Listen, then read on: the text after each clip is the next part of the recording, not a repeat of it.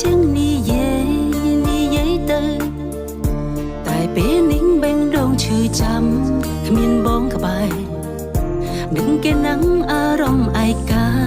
ទាំងភ្នែកហូរអូននឹកបងខ្លាំងណាស់តើធ្វើយ៉ាងណា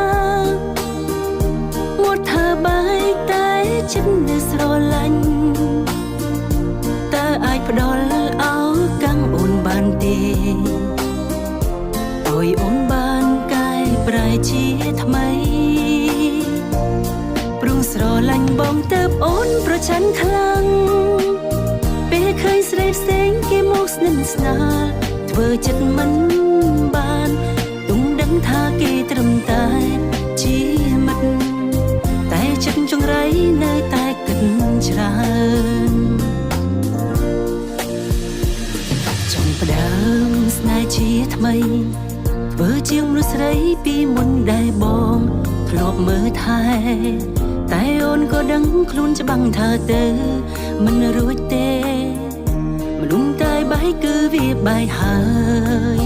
ចង់ដោយដើមមិនអាចទេអារម្មណ៍មួមើធ្វើឲ្យអូនខឹងក៏ចេះតែនិយាយទៅតែពេលនេះបេងដងឈឺចាំ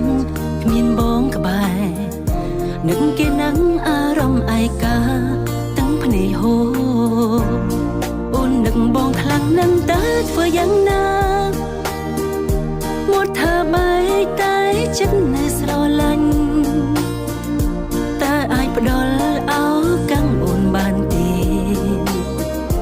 ឲ្យអូនបានកែប្រែជាថ្មីព្រោះស្រឡាញ់បងទៅអូនប្រឆាំងខ្លាំងពេលឃើញស្រីផ្សេងគេមកស្និទ្ធស្នាលធ្វើចិត្តមិន